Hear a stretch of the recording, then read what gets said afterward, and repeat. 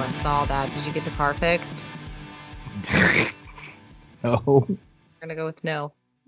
Yeah, no. It's gonna take some time to get that taken care of. So basically it was a crazy day. We've been having problems yesterday. And I had the carousel show that night. Julia was having problems all morning because we had 2 follow-up appointments, doctor appointments to specialists for Hazel. And the freaking referral department of our doctor, because we have to get referrals, and they would either put the wrong specialist, not send the right specialist over. They screwed it up so many ways. So Julia was on the phone with them like all day. And so we ended up having to cancel both of our appointments for follow-ups for Hazel. One was a follow-up for her surgery, her ear surgery. Mm-hmm. And then the other one was just a follow-up for her orthopedics so she can walk better. Okay. So I'm looking for a new doctor's office now. I imagine. I'm pissed, man. She was very nice. I would not. Julia is almost always very nice. She is the yin to your yang, because you're not. I love you. I do. You're my friend. You're my very good friend. Thank God. I think when it comes to your kids, you're the fucking devil. As you should be. Yeah. So I have to tell you, so it was a stressful morning. Julia was having a hard time. I felt really bad about having to go play a show, but I had to. It's part of it. Primarily because I was the only one that was going to go to the show. No Rick or nothing? Yeah, no nothing, just me. Shit. So I was looking forward to getting some good playing time, without having to deal with Rick's ego. What ego? But it's like the nicest dude. He's almost as nice as Ray is a bastard. That might be accurate, but I like Ray too a lot. Like, I dig him. He gives you such a hard way to go. It's so much fun for me. So I ended up leaving late, so I knew it was going to be close for me to get there. So I was driving the speed limit if law enforcement is listening. And all of a sudden I hear this and I'm like, well, that can't be good. Oh. I was like, damn it. So I pulled over and I expected to see like the front tire just ripped in half and half the engine on the highway, but it was the panel in the wheel well area that had come off and gotten stuck in the wheel and all that equipment in there and stuff. I tried to put it back in there so I could drive, but it wouldn't go. So I had to take my pocket knife and get all ghetto with it and cut the plastic off. Cussing like a sailor, I am sure. No, it was too hot to be cussing. I was moving pretty fast for a chunky boy. So I was cutting, and I was like, this is surprisingly easy to cut. It was almost like butter. It was so easy to cut because it was on 118,000 outside. Mm-hmm. And I was like, there's no way I can do this show. So I called Julia. I emailed the venue owner. And then I did my Instagram thing. Hey. Sorry, guys. Were you literally on the side of the road when you made that video? That is everything. That was is true. Real life. I'm still waiting for AAA. Oh, I didn't wait. I just told Julia and said, I'm coming home. It may take me a long time to get there because I was about halfway to Austin. Yeah. That's a little bit more of a drive than I thought it was when I was out there. Yeah, it's a little ways, but driving anywhere in Texas is a little ways. We're not one of those dinky states like Kentucky or any of the other states in the Union. The Union? I saw your face. You were like, please let her not catch that. Please let her not catch that. So anyway, I'm driving home. I was rocking 33 miles per hour. Oh yeah, getting 40 there. of the way. But and I took the access road because I didn't want to take the chance of anything else falling off the car. My brake at work this morning. I went and looked at it, and it fucked up some stuff. So I'm gonna have to figure out how to fix it. Record before you. I did. Before you forget. Did you hit record? Oh my God. Hey, knock knock. Hit record. Fuck me. You're such an asshole. Fucking drummers. Fucking drummers. Fucking drummers. Listen, I mean, when one of you is probably the drummers, that's fine. We're not. Drummers aren't invited to these kind of things. No. See? They are. We could try. I can try to get them. Do you want to try to get them? No, it's okay. This is That's probably fine. more than enough. That'll be fun. This is great. He'll like it. This is great. He'll be the entire focus of the whole thing. He'll listen to it next week and be like, "You guys are fucking assholes." Yeah. He probably already says that. He's a wonderful drummer. He gets I will gets a say, couple yes, moments he's to really good drummer. He is. Yeah. But there's a lot of moments where he just has to hit the ride like really quiet, and he doesn't love those moments. But he doesn't hide it either. He's really good at those moments as well. But then there's moments where he goes absolute batshit and it's crazy. So it's good. Yeah. He's looking at you going, "You fuckers, why don't you write some heavy shit so I can play?" I'm not even working up a sweat. I think we are going to write some heavier stuff for him, actually, in all seriousness. All right, Sam. Yeah. So who are you with the dark hair and the menacing beard? I'm Justin. Justin and Sam. You're just. He's the drummer. No. Fucking Dave. I didn't do my hair. Look at this. It's a mess. I should put on a hat. It looks great, man. You just be there. That. Be happy you actually have hair. Yeah, that's the thing. I'm telling you, I put the Rogaine on this morning every morning. Little Rogaine, you know. If the return policy, he does. It's all right, man. I'm going to stop talking. Go ahead. Justin, are you mixing? What are you doing right now? You're like mixing a record right now? No, I just threw these on so I could listen better. I think Brent's are bigger. Yeah, but they have too many lights. His light up too. You know what they say? The more lights on the headphones, the better headphones. I sent those to him, and I'm not sorry. Check that out. I'm not sorry. So what are we doing? I have no idea what we're doing here. We're waiting for your other people to get on. Oh no, this is it. This is it. This is it. No, bro. Dave, I think Dave will let us know. He'll let us know. He said. I already said fuck Dave. You know. I agree. I'll tell him right now. Fucking drummer wannabe. He's texting him right now. That's great. Drummer I like wannabe. these guys. Say Uncle Brent said fuck off. You can't be on time. Brent said you can't be on time. This is the best intro I have ever recorded. So did you actually hit record? Did you actually hit record? Shut up. I'll do it here. I did. He's giving me shit. All right, so I'm going to do y'all's intro, and then we'll get into it. Found in a northern climate, this band from the East Coast is calm and mysterious, combining multiple genres with tasty, delicate vocals, and equipped with a drummer that wants to beat the hell out of his instrument. This band has a compelling sound. Please welcome Wide Waters. Woo! Yeah! Fucking yes. dude! Yes. Thank you guys for being on the show. Thank you for having us. So right now we have Justin and Sam. And what do you guys play? So I play keys, and I do like a lot of programming with drums and synths and all that good stuff. I do like a lot of production like inside the box and in Pro Tools too, beyond just playing like piano. I play guitar and I do all the actual production. Justin doesn't do it. No, I'm joking. We both do that. I play guitar, and we both are like the co player with toys. Yeah. And who are the other members of the band, and what do they play? Dave Brooks, who I understand you guys have a fierce hatred of. Dave Brooks is the singer, beautiful singer. I've known him since 2005 and been making music on and off since then. So then we have Tim Robinson on bass. He's also somebody else who we've known for a very long time, and Sam actually introduced me to him and stuff because he's been in like the Westchester music scene, so we kind of met him through there. And then finishing out our lineup is Jeremy Scuderi on drums.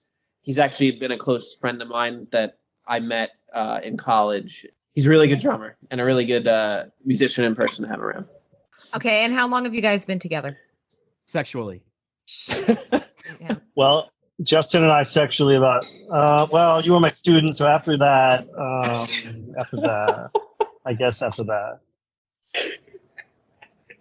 We have been together since, well, Justin's in my other band. He joined my other band, which is called West Meets West. And then we formed this in like 2018, 19.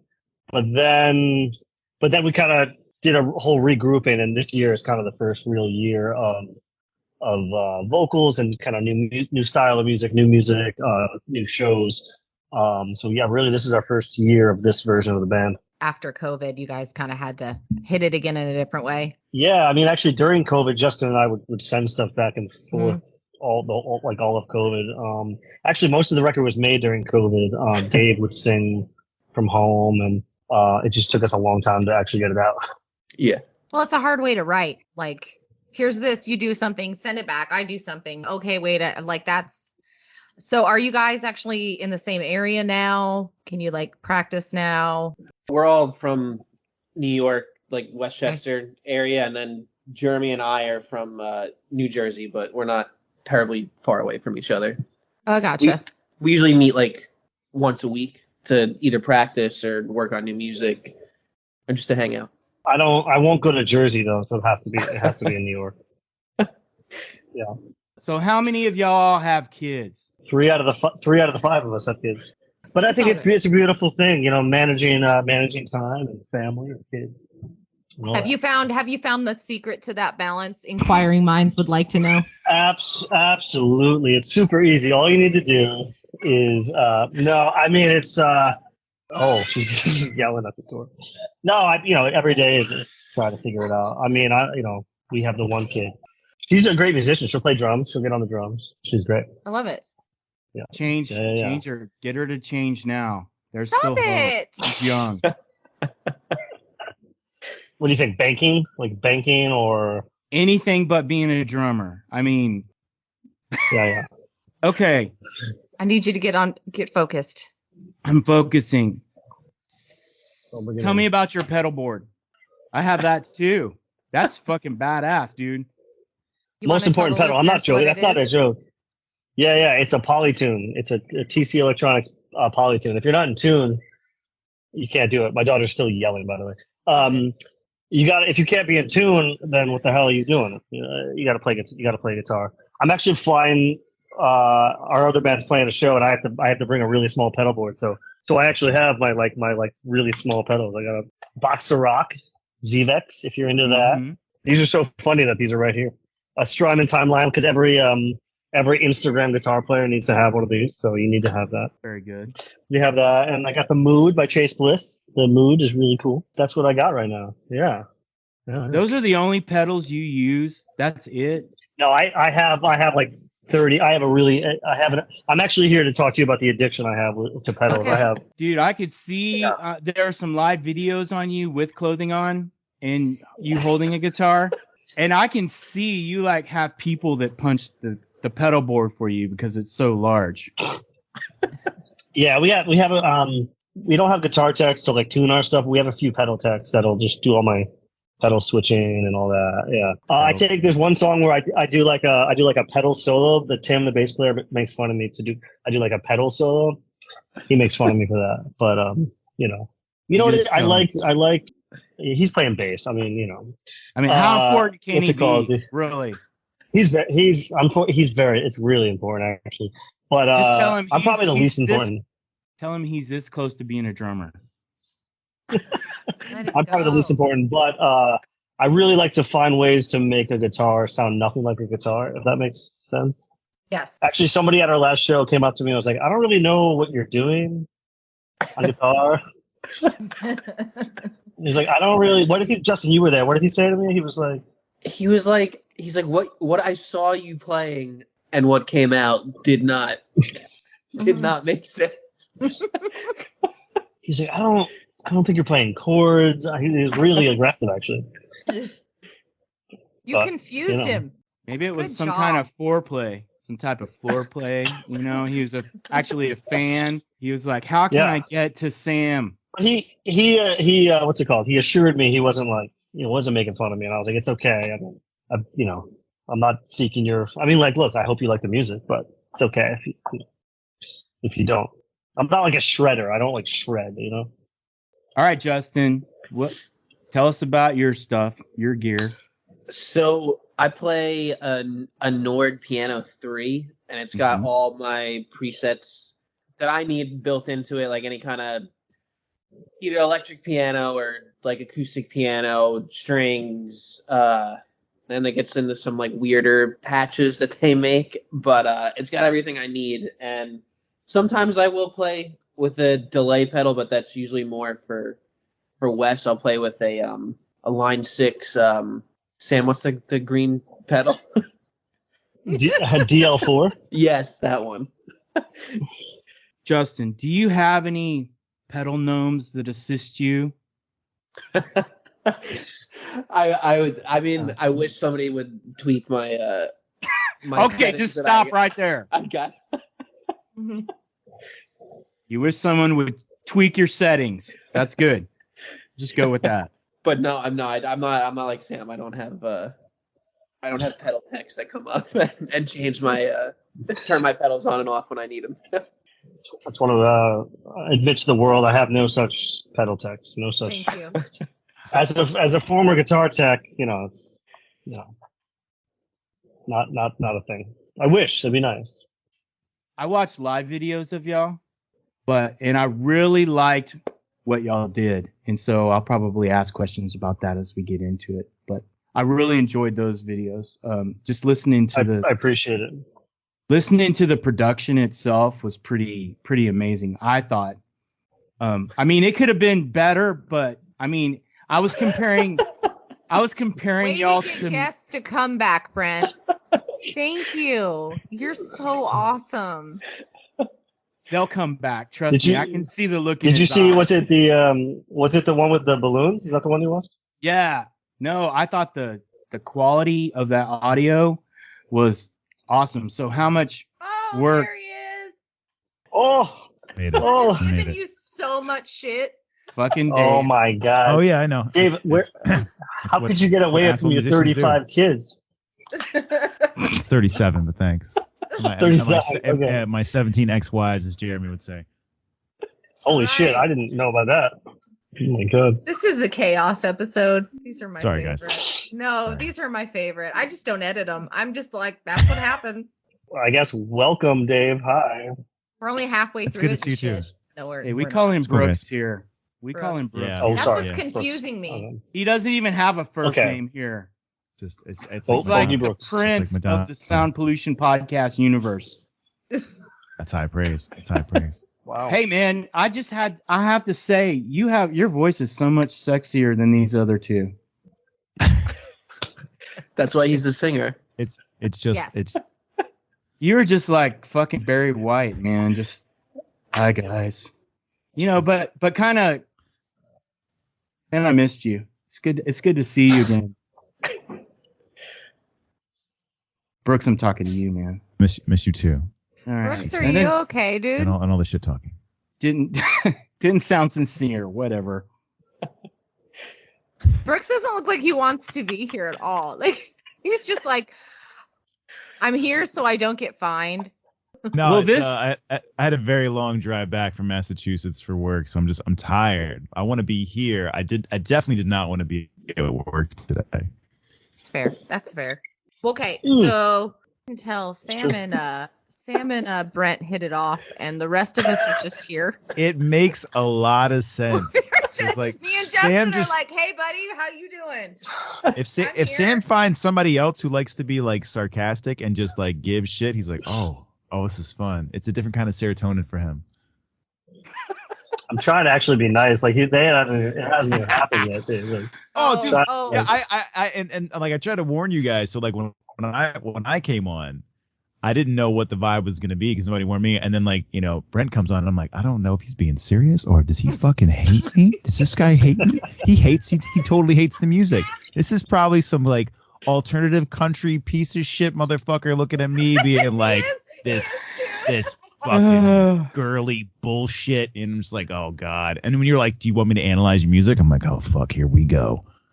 And then it was the opposite of what I thought what I was getting, and then like the rest of the interview I was like, oh okay, he just likes to be an asshole to me. Okay, I'm used to this. Well, it's everybody though. It's not just you. And if you could do me a favor and leave us a review somewhere with just that for me. That would be. You could just say Uncle Brent equals asshole and just put that out there. Fun or something. And then Rennell will like the shit out of it. Small. So what were you guys talking about before I came in and fucked it all up? No, you're doing great. I don't even know. Have we started? Yeah. Bro, we've been recording for 33 minutes. Right now, we back on track. Welcome to my life. So let's talk about one of the songs. Let's talk about Set Precedent. He can't even get back on track. He's laughing. Let's hear it. Tell us about Set Precedent. Tell us everything. We all count it kind of differently. No, everybody counts it the same except you. Counting differently. You're the only one. You're the only one. I count it in 10/8, and they all say it's not that, but that's how I count it. So it's a running joke in the band that every time that song gets brought up, somebody has to say, no, it's really in 10/8. That's I'm watching him right now with his fake guitar going, wait a minute. So I'll get a real guitar.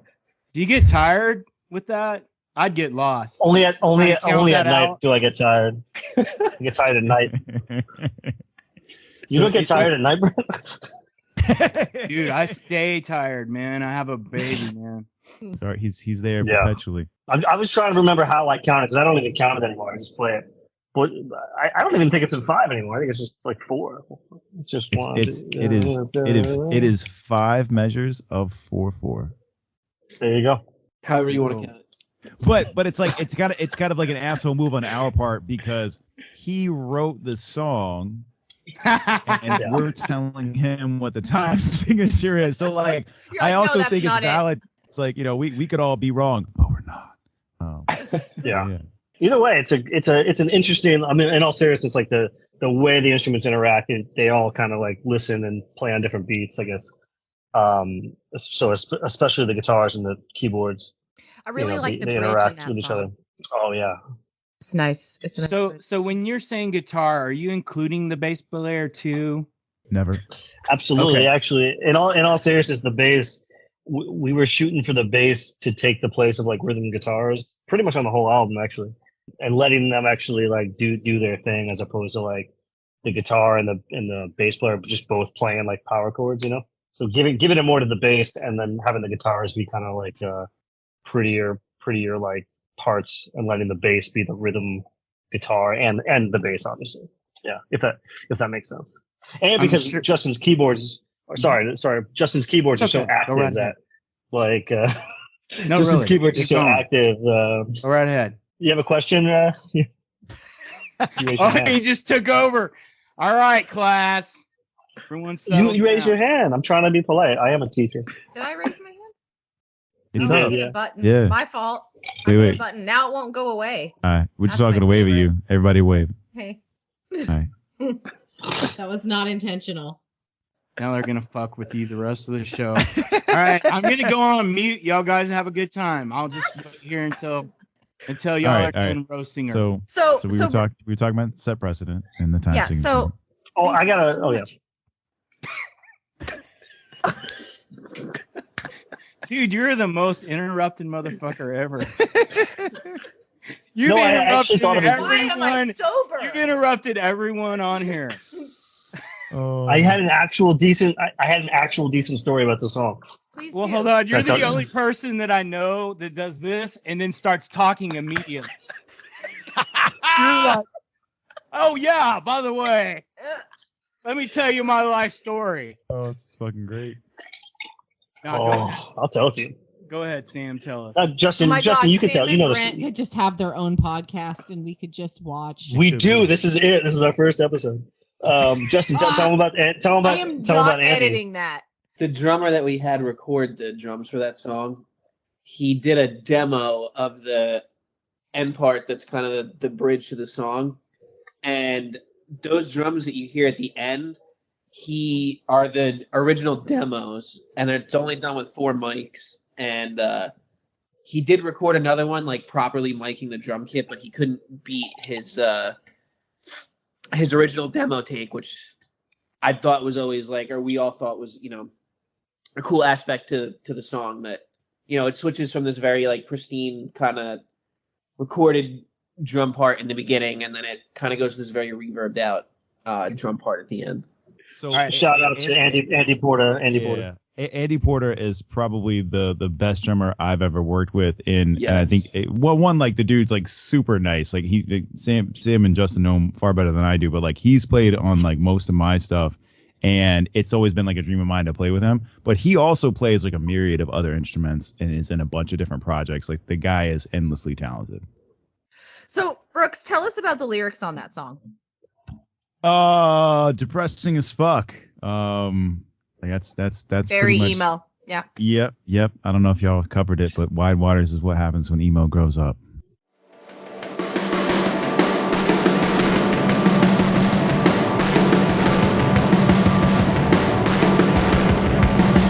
Kept every picture and hidden like it's haunted, so I could remember all that we wanted that was taken away. Because he didn't see that we bonded, doesn't mean that we didn't break when we lost him. I still do to this day. What ends up repetitious through a vertigo. Finally the end is just the start of finding home. I'll keep my guard up on the way to rising. The only God I never saw was heartless. Never speak and take it away in the darkness. Kind of cliche. I'll keep my guard up on the way to rising. Holding on to what remnants remain of my conscience. Drawing on lines in the sand, if you cross them, you can leave my space. And I can give a shit if I hurt you regardless. If I was meeting your image, am I an artist? And what's that say? I'll keep my guard up on the way to rising. I'll be surrounded by his board when I'm alone. I am the darkness flooding into overload. There's too much to bear, too much to know. There's too much to bear, too much to know. There's too much to bear, too much to know.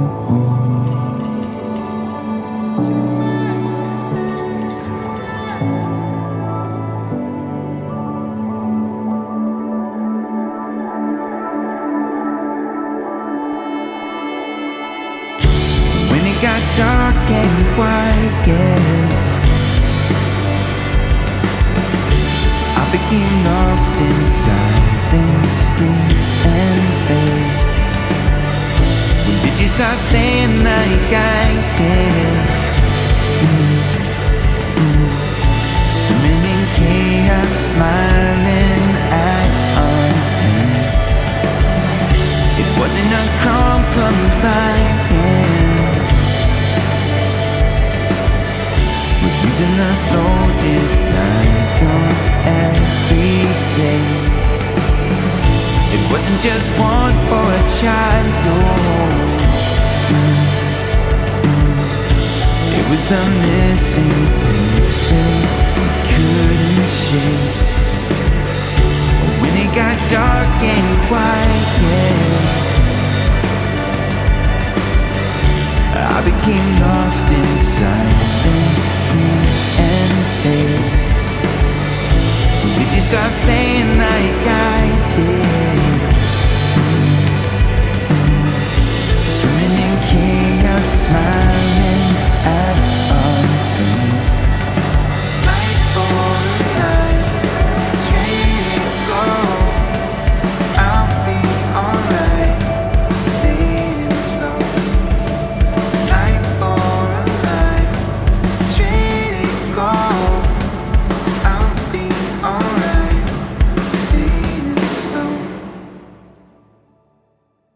the lyrical content of the whole album is centered around one subject, right? And it's the idea of trying to create life or have kids, and then the struggles therein. So it deals a lot with infertility, and that kind of like dives into like the IVF community. So it does get like very specialized and niche in that respect. And when we first started working together, it was just going to be like, hey, we're putting together this album. We kind of want to have some vocals on it. Do you want to sing on a song? And then that evolved like one song to 2 to 3. And then, they were like, hey, do you want to be a part of this? So at that time, me and my wife were going through some serious shit. And that's where all that kind of came about. And I first viewed that first song with Wide Waters as like, here's the real outlet for some of this stuff. And at the time I was like, it's going to be one song. Nobody's really going to hear it, like who's in my immediate circle. And so I could just be as open and honest and, depressing as possible. And then when it became like a full on like band album, I was like, well, let's just fucking lean into it and be sad. Here we are. So therapy. So there's your dose of Depresso for the podcast. So edit as you see fit. I'm gonna leave it. Tell me how you guys would describe your sound. I mean, aside from emo growing up, because I hear a little bit of like Death Cab or Postal Service, a touch of maybe some Coldplay-ish vibes. I want to hug you so bad right now. I'm glad somebody wants to. So there's a specific part in Justin, are you okay? one of the songs. He's so cute. That he's like a little pet. He's so cute. He's only like this when he's really high. He probably did shrooms right before this. No, he's probably sober. There's actually in a Pro Tools session, there's this one section. I forget what song it is, but as a joke, we wrote not Coldplay because the part sounded so much like a Coldplay. It was the bridge of Stapley Garden. I was listening to your voice, and I cannot believe you have really good control over your vocals, especially when you get above the normal range that most men can sing at, because you have like serious range.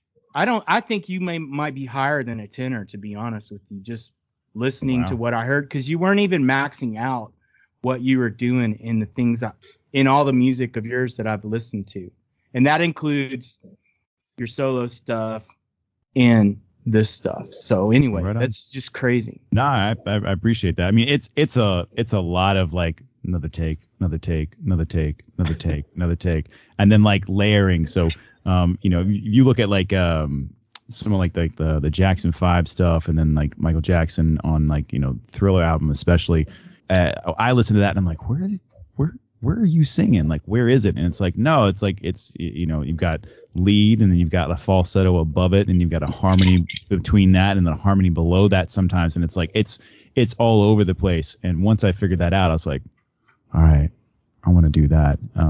So yeah, a lot of 90s R&B thrown in there, and in terms of like vocal stuff. But no, man, I appreciate it. It's hard to pull some of that falsetto stuff off live, though. I'm working on it though. I don't know. I saw 3 live videos, and I was telling Sam and Justin how good y'all sounded whenever I was listening to that. It was really nice. The Safely Guarded, End of Hope, and Book of Stars live. Right on. That was just, I was like, fucking bastards. They sound so awesome. Fucking hate them. I mean, it's Sam's definitely a perfectionist, and I kind of like look to him as like the no like in a good way, like kind of like the band director, if you will. But keep in mind, they're both like fucking sound engineers, so they also know how to clean it up on the back end. That's why the fucking record sounds so good. It's like Sam's like, oh, should we get somebody else to master this? I'm like, I mean, if you really want to, but like your shit sounds fucking great. So what is your songwriting process like now? together. Justin usually, so it's pretty unique, and actually we've talked about kind of sticking to this, but Justin will usually start. Justin writes so much music. There's a hard drive, just, I don't know, 50 songs, 50 to 100 new ideas, Justin, right? And so, right, and you'll have a really good like A section, maybe a B section, and then you usually like send it to me, and we'll play off ideas with each other, and then usually we'll send it to Dave like pretty quick after there's like a, I don't know, really small structure, and then Dave will always view the chorus different than we do. Right? Yeah. Like there'll be like an A, B, C section, and he'll be like, and Justin and I are like, the A is the hook, and Dave's like, nope, half of C is the hook actually, so it actually makes for interesting song structures, because like we might write something like verse chorus and then he'll just fucking change it, but that's also a beautiful collaboration for that. I love that. So nice save. Yeah, I hate it. Oh, you just fucked it up, man. Yeah, well, you had me thinking he actually does like what Brooks does. Well, it's listen, like, you want to go deep. I've known Dave since 2005. He taught me how to use this recording shit, a long time ago. I love this guy. Our kids play together. It's like that. It's like that. Nice. Love you too. Yeah. Well, keep in mind, right? Like this, I joined the outfit during the pandemic, so we've just been doing this like postal service style for, since inception. And when we first started, when I first got involved, right, these songs were, for the most part, like they were written, they were done. So I kind of came into it going like, okay, I don't want to ask them to change much. Like maybe I'll add a little like, guitars here, some keys there, like, but I didn't want to like come in and like really disturb it. So I've kind of tried to take that viewpoint. As we've gotten past that, we're still sending files back and forth because we live within a reasonable distance of each other, but mostly my fault. Like I'm either on the road for work or just dealing with children.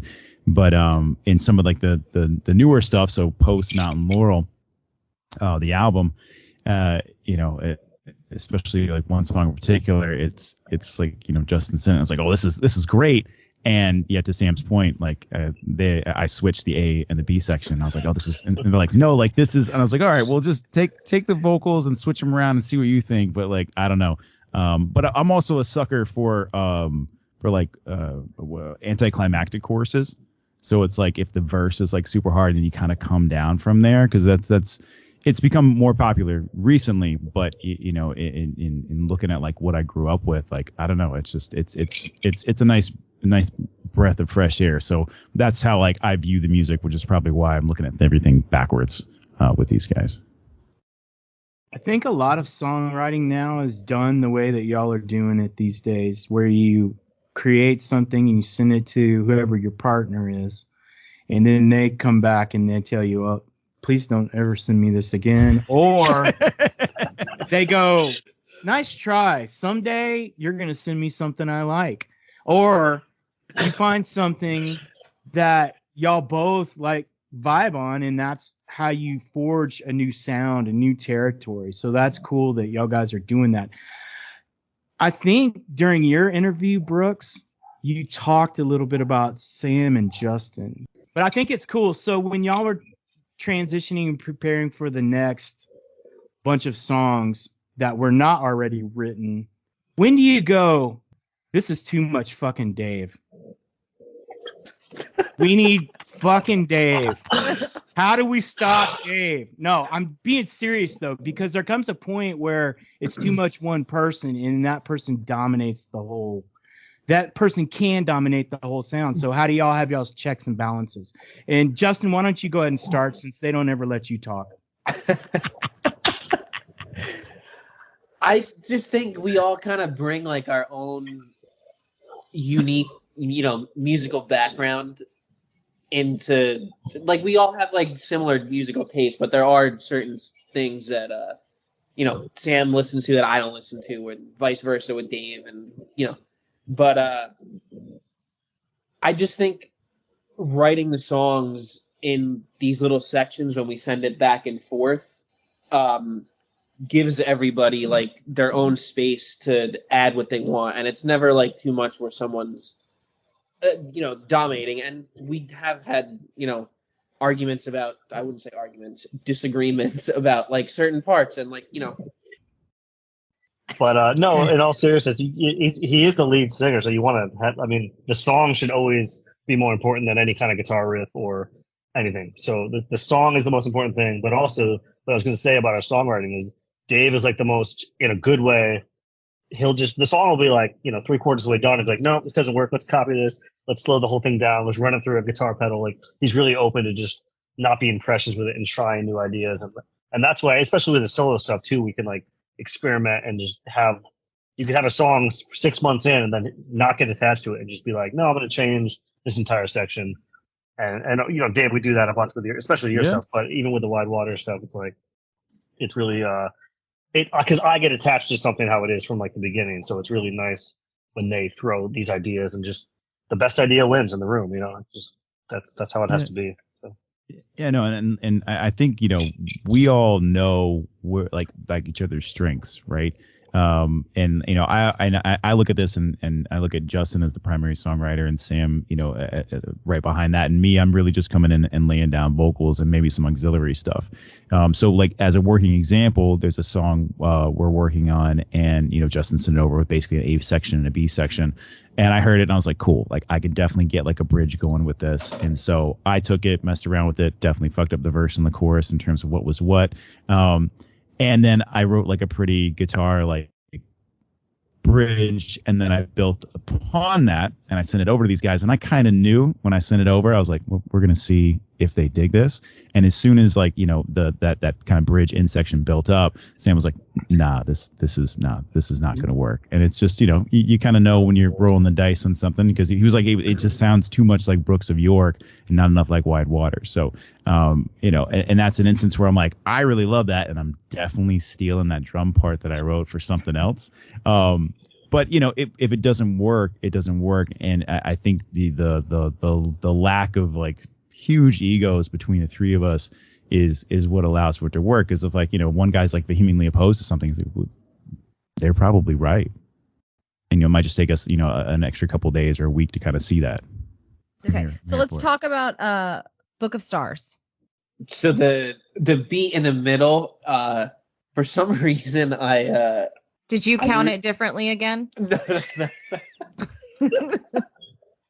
I really wanted like this snare roll and like tom build to nothing. I don't know. I just think those parts are kind of cool if they're done like at if they're done the right way, and like the song calls for it.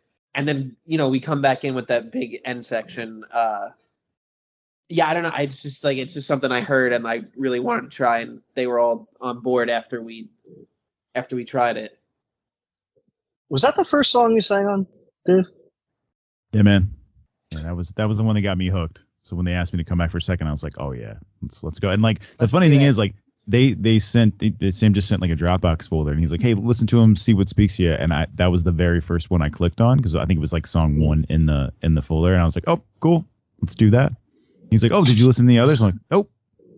Nope, that's the one. I'm that is a that is an example of you switched the you like everything. The chord progressions are like probably like banks of 8 and 8, but Dave was like, nah, I'm gonna sing over these progressions weird and make the A section and the B section part of a chorus, right? I mean, the second verse is like, actually both verses have that B section that comes in at the end. Which was never supposed to really be the way it happened. Well, like it worked out really well. It was one of those instances where like I didn't want to disturb what was already there, because I knew that like if I was going to go in and ask them to like repeat something, an additional put an additional like repetition, I was like I would just copy and paste it in Pro Tools, but like that's not everyone. So I was like, how can I make this work, still get the resolution like from a vocal standpoint, and not disturb the music? And it's a little different, but I don't know. I mean, yeah, I think it. I love it. I love it. By the way, I love it. But it's just a good example of how it would be awesome if you were like, I fucking hate it. What is the song that you guys had the most trouble writing together? Oh Well, this song that you guys made me kick off the record. Oh. That's not the case. I don't think that's how we word it. Yeah. We were just like an 11-minute long song was too much for the end of a 40-minute record already. And guess what? You guys were right. But that was the hardest one though. I listened to it and I was just like, yo, this is wild. What do you think about like maybe having this as like a separate release as an EP? That's a cool idea. Are y'all going to do that? Sam? No, you should think about it. That's a cool idea because maybe it's more like I'd 4 or 5 songs. It can't be used anymore. A different band stole it. So. Was it Coldplay? Sam is. It's Coldplay. It's Coldplay. Ouch. It's actually Coldplay's side project, West Meets West. We have so much new music already that it's like, trust me, we don't need that. We have some other. Actually, I sent them an idea the other day that was like, is this too far out of the wheelhouse for us? And I think you guys were like okay with it, but we'll see. I'm gonna fuck with it. I'm gonna fuck it all up. Do it right now live. Show everybody. Do it right now. Let's go. It's gonna take you 6 hours. Not editing that. So Book of Stars. 6 hours.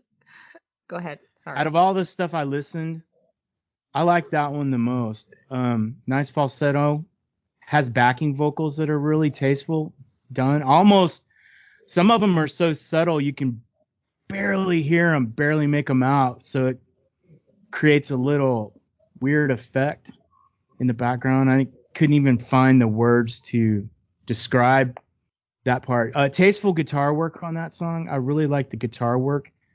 Well, actually, you do pretty tasteful guitar work on most of the stuff that I've seen from y'all. You don't overplay, which is really hard if you're a guitarist because you want to overplay.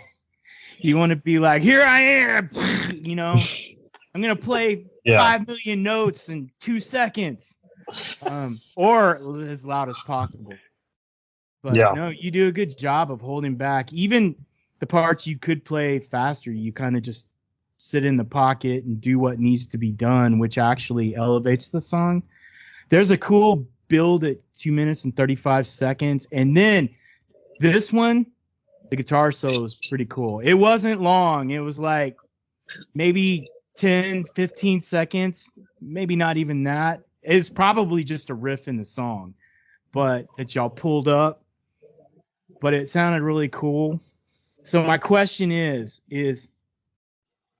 the drummer looked depressed the whole song. And then when y'all hit the heavier part, he changed. His whole demeanor changed. It's like he was almost happy. You know, so how does it feel when y'all drop the hammer down? Because y'all are mellow, but there's a lot going on. And I think if you were too loud or playing too fast, you miss a lot of the nuances of what y'all do. But how does it feel when y'all do what the drummer wants to do, because he wants to fucking play? I could just see his face. He's like, y'all are fucking pussies. Y'all are driving me crazy. Oh, here's a chance. Then he goes for it, and then he's back to, I hate y'all. That's what it looks like. I don't know. That's what it really looks like when he's playing. So, but I think that's our buddy. I think that's our buddy Hudson playing drums on those videos that you're talking about. He's a great drummer. He played on some of the records as well. I can tell you he loves the quiet sections. He's actually cool with them. He's good with those too. But I think we're a band that's so into dynamics. Just really, I love bands that can get really quiet. I love like making the audience like uncomfortably quiet. Like I want it really quiet, and then how do you make a loud section feel louder? You make something quiet around it. You know, if it was all just at 10 the whole time, it's not going to feel that loud. But so that crescendo, and a lot of our songs do that. I don't know if it's my fault. Justin and Dave, but we're into that build. So hopefully by the end of it, they're into it. A big part of what Sam does outside of Wide Waters is production, right? So like he is like, yes, he's an engineer, but like he's also a producer, and he brings a lot of that energy to the table. And you know, I think Justin obviously does. I do to a lesser degree, but I mean, you know, Brent, you kind of said it right, like staying in the pocket, and for me, like staying in the pocket and letting the song shine kind of go hand in hand. And I think that's one of the things that, you know, allows us to kind of to work really well together, is that, you know, going back to what you said earlier about like, what do you do when you kind of like reach an impasse and something isn't working? It's like, well, the other guy's probably right, you know, and you know, if we just take a vote on it, right, there's three of us who really are doing the songwriting. If two of us are like, nah, we shouldn't do that, or we should do something else, like, yeah, that's what we're gonna do.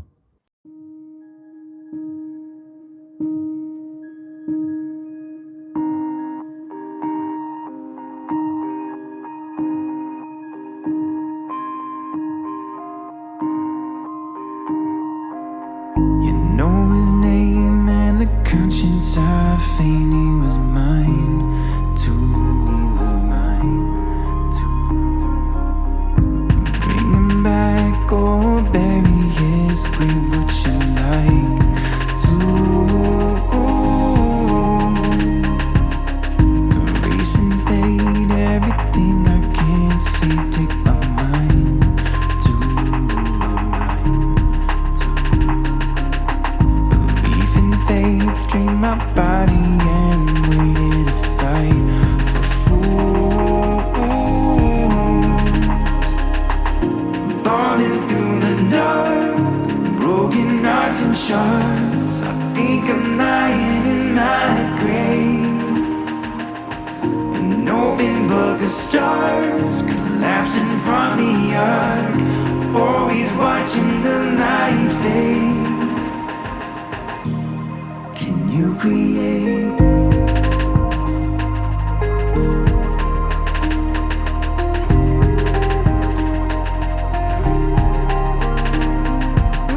You know his name and the conscience I feel he was mine too. Bring him back or bury his grave, would you like to? Erase and fade everything I can't see, take my mind to. Belief and faith drain my body and waiting to fight for fools.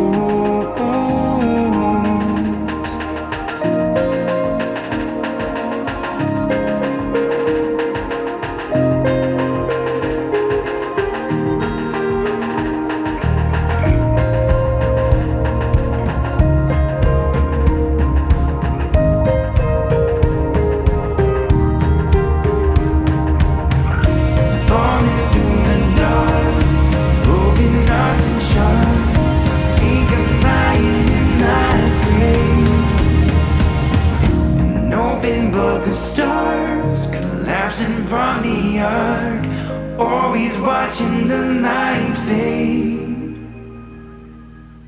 Can you create?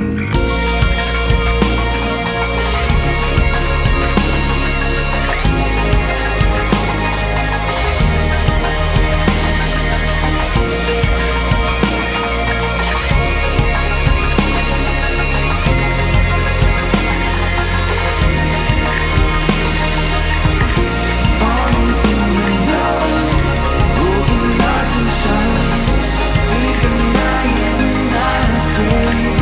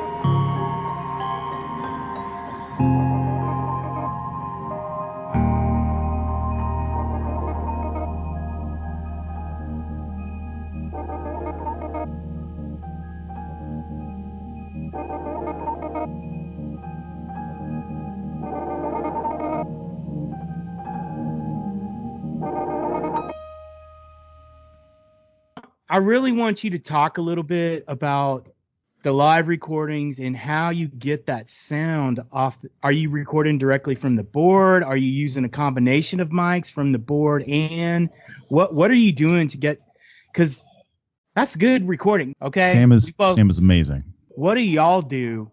So I'm gonna let Sam answer like the technical side of this, but like again, like I go back to what I just said, like Sam is producer, engineer. Like I attribute the vast majority of the quality of our sound to him. Like he's gonna fuck with it until he gets, you know, the perfect mic placement. And you know, he's also been doing this for so long. Like when we set up at our last show, we were on a fucking beach, and I'm like, I don't know about this. And then you listen to the recordings, you're like, sounds really good, and like the drums are beefy as fuck, and like, oh my god. And I mean, like that was his setup. So y'all still set up and break down for yourselves? Absolutely. Really? No, y'all sound so freaking good. I can't comprehend it. First of all, you need your shit to sound good. I got you. Second of all, next thing we know, Brent's flying Sam down to San Antonio. So let's go. Hold on real quick. I sent Brooks an email and saying, hey, what do you think about this song? And he goes, well, that's an idea. That's what I said. I was like, thanks. Appreciate that. That's good feedback. That's not the whole email. No, you pretty much know how good I am. Call him on it, Brooks. That's not the whole email. He was like, I'm opening up my email right now. No. Hold on. That's an idea. Something's got to. No, because you were asking me. It was time out. It was a cover song. Yeah, Ring My Bell. This for Patreon. Can I finish on one thing with David saying? You're real. So first of all, it's not just me. It's a team of everybody. So Jeremy makes his drums sound amazing on his own. He tunes those. Justin is like the best keyboard player in the world. Tim, bass player, has an amazing bass rig, amazing setup. He practices. His rig is great. I'm an okay guitar player, you know. So everybody gives me tones first. No. Everybody gives me something that they've worked really hard to make sound really good, and they're rehearsed and they know the music. So to be honest with you, the technical side is not the part that is getting in our way. It's the musicians that are putting in the time on their own that makes their rigs. And, you know, if you're a guitar player, it's in your fingers too. It's not just your gear. So like that video we did on the beach, like literally nothing special. DI guitars, DI bass, you know, a couple crappy mics on drums, like just 57s, nothing crazy, you know. And then, we go in and mix it. I do a lot of mixing, but you know, the most important thing is they're all giving me something really good to work with, you know. And if I showed you the Pro Tools sessions, you'd be blown away at how simple they are, actually. So, you know, kudos to my guys for giving me good shit. And before we move on to the Patreon and this email that I am dying to hear about, so everybody should go over to the Patreon for that. What advice would you give a young singer-songwriter? I would say just to keep writing songs and doing it over and over and over and over again. That's the only way that you're gonna to get better. You'd be amazed if you had a hard drive that you listened to. I do it still to this day. You listen to something that you wrote 3 years ago to something you wrote last month, and you'll be like, 3 years ago, you'll be like, what the hell was I thinking? Like, why was I doing that? And then you listen to something you did a month, and it's like, wow, like you really hear how you progress. You just have to do it over and over and over and over again.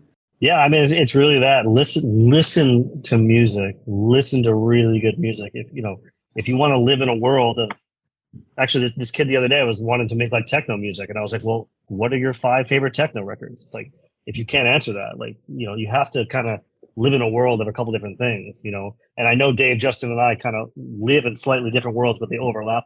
And that's where our influence can make us sound a little different, you know.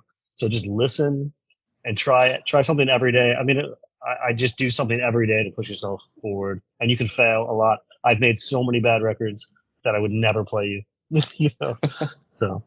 Yeah, I mean, I guess to add to that, like, you know, if I'm going back and like trying to talk to my younger self, like a lot of people get hung up on the idea of like, well, if I have, from a guitarist perspective, right, if I have the most expensive guitar, if I have the same guitar that my idol has, then like I can sound like them. It's like, you don't need a phenomenal guitar. You need the work ethic, and you need a halfway decent instrument to get you started. And like when you get to that next level, if you can, afford it, cool, go get the next thing up. But like you don't need to drop like $2 or $3 grand on a guitar. Like you could find, from just throwing out brands, like you find a good Mexican Strat or a Telecaster, and they're great, and you can get them used for like $350, $300.